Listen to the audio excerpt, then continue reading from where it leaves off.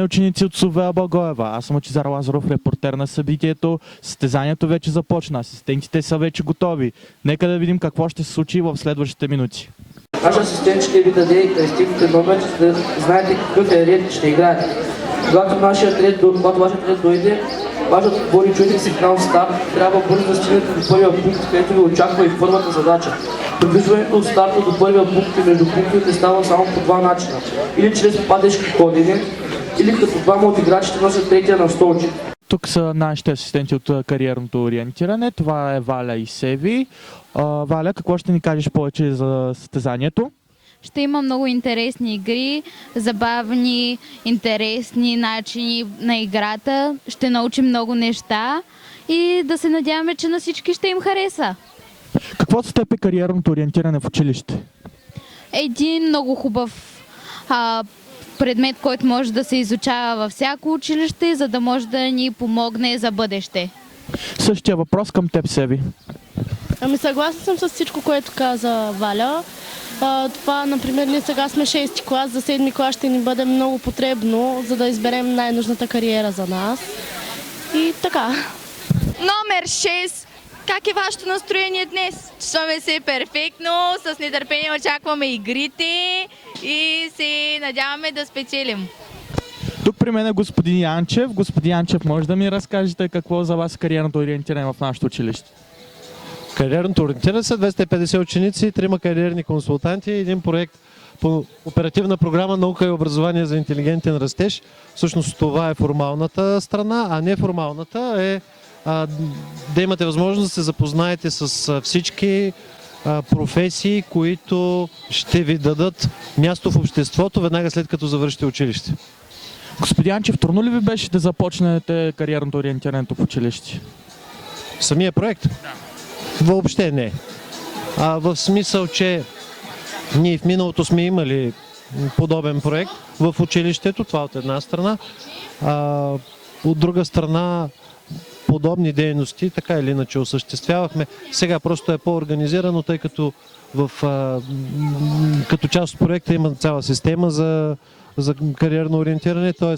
отделни урочни единици, които използваме и освен това ползваме методическата помощ на Центъра за кариерно ориентиране в Велико Търново и неговия ръководител, господин Тодор Вединовски. Ето тук е седнал долу Кристина. Господин Тодор Вединовски. Той не чува, разбира се, в момента какво говоря, но той е от изключителна помощ за реализирането на проекта в нашото училище и професионалната гимназия по строителство, архитектура и геодезия. Какви са резултатите, които очаквате от този проект? Повече отличници, по-малко отсъствия и минимален брой или никакви отпаднали ученици. Добре, да се надяваме. Благодарим ви много за интервюто. Благодаря. Тук до мен е господин Тодор Велиновски, директор на Център за кариерно ориентиране. Господин Велиновски, може ли да ми отговорите на няколко въпроса? Разбира се. Така, трудно ли ни беше да работите с нас учениците от СУВЕА Благоева?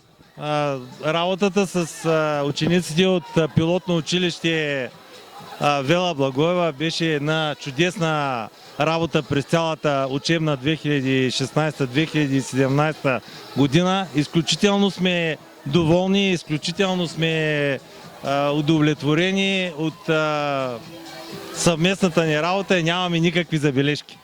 Очаквахте ли посочените резултати от нашето училище? Резултатите очаквам да ги надградим през новата учебна година. Съвместната работа между педагогическия екип на Средно училище Вела Благоева, лично на господин Янчев като ръководител на екипа и кариерните консултанти от Центъра за кариерно ориентиране Велико Търново бяха в много съвместни мероприятия, в много взаимопомощ от наша страна и екипа на училище Вела Благоева също съдействаше по всякакъв начин на кариерните консултанти нещата да се случват на ниво и с успех. Така, много ви благодарим за интервюто. И аз благодаря. Желая успех и хубаво лято на всички ученици. Благодарим ви много, благодарим ви много. Здравейте! В този малко гаден ден слънчево ли ви е настроението? О, да.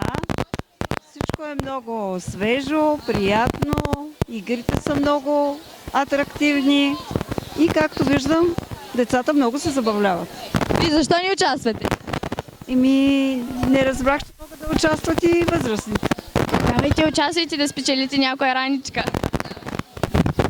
Бих искала много да ви попитам, какво е кариерно ориентиране? Кариерно ориентиране според това, което са ни учили, е едно вид час, в който ние се запознаваме с професиите и възможните работи, които може да работим. Браво! Така, тук до мен е една от победителките. Как се казваш ти? Виктория Колева. Трудно ли ти беше да спечелиш тази раничка? Не, беше много лесно. Браво! Нещо интересно да ни кажеш за случващото се събитие? Доста интересно е самото участие в игрите, защото може да се спечелят много неща и е забавно. Тук при мен е Биляна Овчарова, водеща на днешното събитие. Биляна, би ли ни каза какво е да си водещ на това събитие?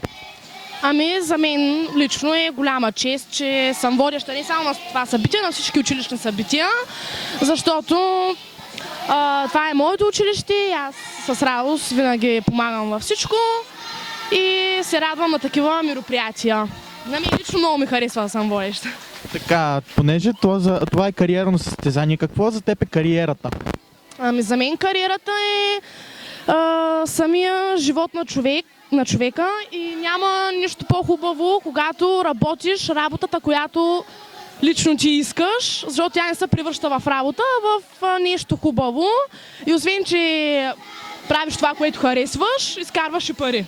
Пирдонов, благодарим ви, че присъствахте на нашето празненство.